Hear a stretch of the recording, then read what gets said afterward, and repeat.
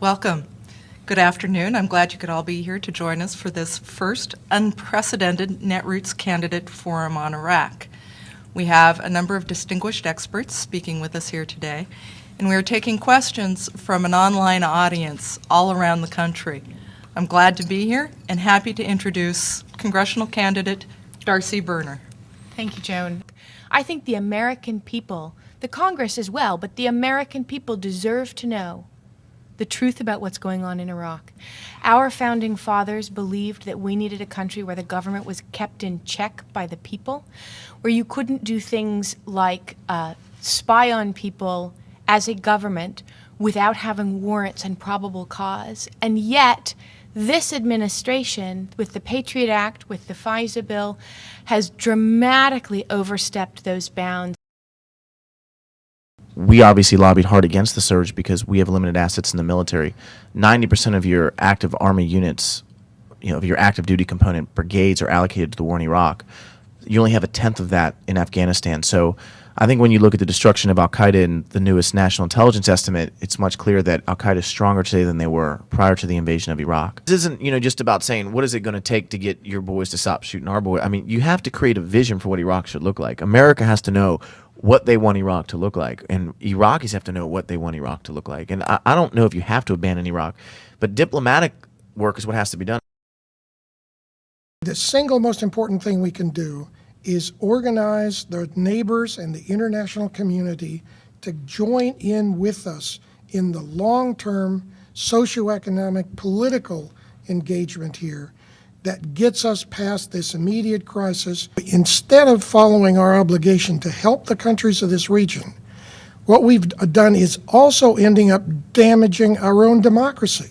We've hurt ourselves in the process by the manipulation of the information, by not telling the people the truth. That's why I support Darcy. I believe, and I've long believed, of course, that George Bush has led us into a disastrous war. A war that has now cost us almost 4,000 American troops and close to $500 billion. By the time this is over, that sum will be over $1 trillion, and all we can hope is that we can bring it to a close soon enough that it doesn't cost us too many more American lives. The more decisions that are seen as being made by the United States and complied with by the Iraqi parliament will be seen as fundamentally illegitimate. This administration has created a series of constitutional questions or crises, depending how you view them, and they're very serious.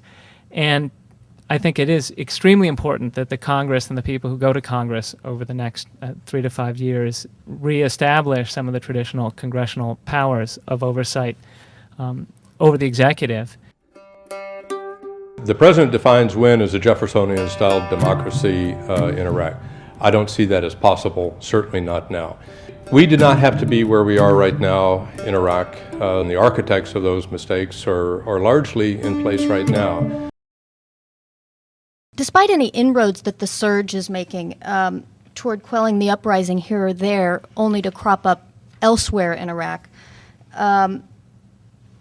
the government is making no progress. In fact, they're on vacation, as we all know, and as John and some others have said. As the vice president of VetPAC committed to the issues that veterans have served, fought, and died for, I know that Darcy is aligned with those issues and that she's actually somebody that will serve to come to a resolution in Iraq. I have actually an incredibly important announcement to make to close today's town hall.